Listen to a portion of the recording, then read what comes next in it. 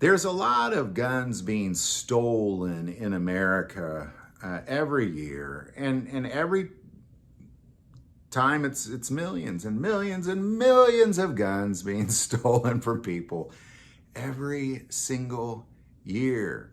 And oftentimes we see a lot of anti-Second Amendment effort going towards people like me going to be able to go to a store and buy a gun, when the reality is if I was a criminal, I don't need to go to the store and get a gun. I can just steal a gun, or I can buy a stolen gun. There's so many of them.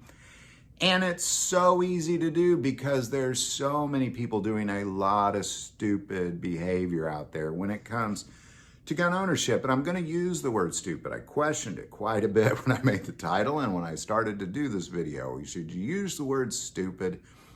And I decided yes, because being a gun owner means you have to be a very wise, responsible person with that firearm.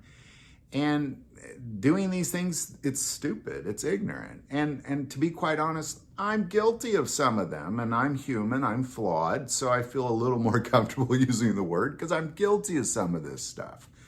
Now, I don't do any of this stuff now, but I have done it in the past, not really thinking, actually, this is making it worse. This behavior I have is actually putting me significantly more at risk of not just having my gun stolen, but being a target, like somebody picking me out. Hey, I'm gonna go rob that guy because he clearly has some guns that are easy to get a hold of. So we're gonna take a look at this list of 5 of them. This isn't like a top 5 list. This is just this happens to be 5 of these things. And we're gonna talk about them as we keep going. All right. I strongly believe that you should always have a gun on you or in a safe. So having a safe is very significant. Unless you only have one gun and it's always on you, like you take a shower with it, you sleep with it, like you need a safe. If you only have one gun, you need a safe. You need a safe. And not just having a safe, because a friend of mine's house got robbed. He had a big safe. And I thought, well, it's a good thing you had that safe. He said, no, they took the safe too. So what you need to do is you need to take your safe and you need to bolt to the foundation of the house or in a corner where it's bolted to one of the structural studs of the floor and then bolted to a structural stud in the wall and then bolted to an additional structural stud in the wall in the other corner. And that way they can't get it out of your house.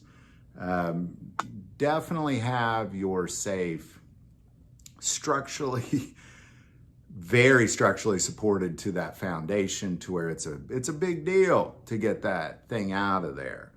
And then leave all your guns in there. If they're not on, you put them in there, lock it up. Don't leave the key in it because it's easy to get to that way. Don't leave it uncoded because it's easier to get to that way. Leave it locked up, leave it structurally bolted to your house significantly. You do that, they're not gonna get your guns. All right, number 2, open carrying and not guarding your right, left, and rear. Like, I don't open carry for that reason. I'm a proud gun carrier. I'm not like against open carrying. For like when I see people open carrying, I'm like, oh, look at them carrying a gun. Like that, it has nothing to do with that. What it has to do with is I just don't want to make myself a target.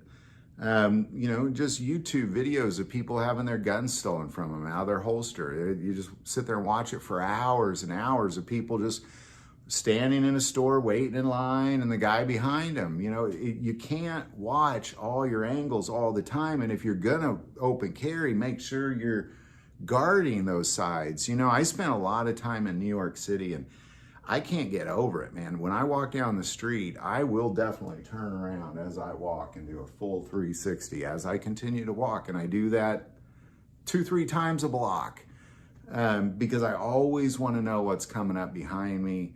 And I'm not open carrying. Like if I was open carrying, I think I'd just be doing circles as I walk down the street. So I'm not gonna open carry for that reason.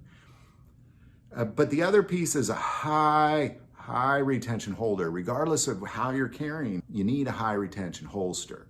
So, really the stupid way to have your gun stolen is to be open carrying with a low retention holster and not pay attention to what's around you. And for me, that's all just too much worry to be focused on when I really need to be focused on the people around me, not securing my firearm. My firearm should just be secure and hidden, in my humble opinion. But it happens. Again, YouTube, it's very common. Number 3, this is the dumbest of them all, is putting stickers on your car, talking about all your guns, like I've seen the family of guns where like you got an AK daddy and an AR mama and a little Glock kids, or protected by Smith & Wesson, or, just you put all this bragging about you owning guns on your car. And what gun thieves do is they go to places where they know you can't bring your gun in, like arenas, sporting events, any sort of concert, any sort of anything where people are parked for an event. They're driving up and down the aisles looking specifically for those stickers. Best case scenario, your car gets broken into, your windows are destroyed, and whatever is in there is stolen. Worst case scenario, all that plus your guns.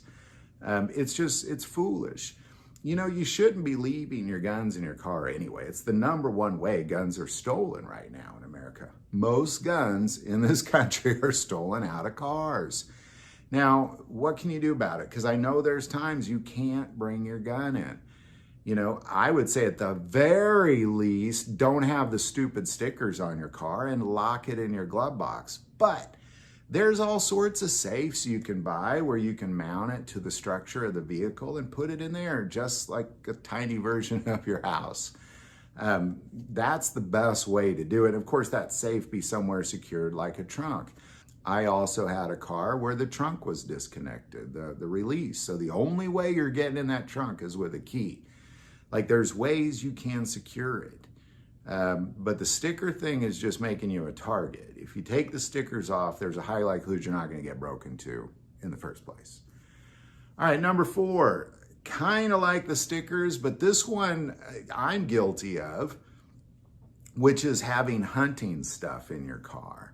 And I'd throw some stickers there too, because like you have like little deer horn stickers and stuff people put on their cars, like because that kind of people think, well, they're hunters, they might have a gun in their car. If they're driving up and down the aisles looking for a car and they haven't come across one, seeing a guy with a blaze orange hat in his back window with some deer horns on the hood of his car would be a pretty good choice. That'd be a pretty good choice. Or the deer horn stickers on there. Like it'd be a pretty good choice. I probably in this moment outside have some blaze orange vests or something. I definitely got some camouflage coats and stuff like that in there. And the idea is just don't have that in there. Take all that stuff out. This is one I honestly had not thought about. I've heard a bit about this more recently, and I thought, well, man, as I made this video, I got to get my own camouflage and blaze orange out of my car. So, keeping that hunting stuff out of sight.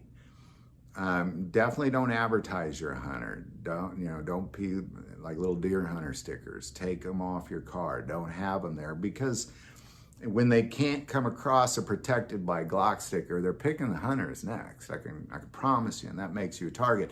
And then plug in all the same things that I just said about the other stickers with the safe in the car, locking, securing your trunk, that sort of thing. All right, and now this last one is one that I also have been guilty of in the past. I am not anymore, but it's having stickers on your house. Having something that says, protected by Smith & Wesson. I understand the point behind it. I fully do. It's to make somebody second guess themselves. Hey, should I break into this house or that house? Well, they have a gun. I don't want to get shot. Maybe I pick this other target because it's a softer target. But if they're looking for guns, that's the house they're going to pick. Guns are a good target. When somebody's digging through a house, you got things like cash, jewelry, and guns. Those are the big ones. Electronics aren't so much anymore, to be honest, because most people just have throwaway TVs and little plug-in Bluetooth speakers. That's not really a piece that people are after much anymore. It's mostly cash, jewelry, and guns. So you wouldn't put a diamond necklace on your front door saying, protected by Zales or something, protected by Tiffany's.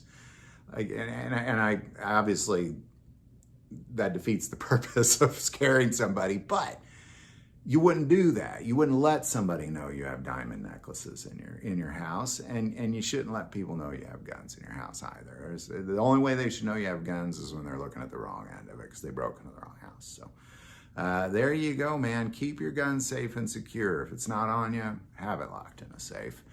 Any thoughts or insight on any of this, especially any insights you might have, definitely put that below.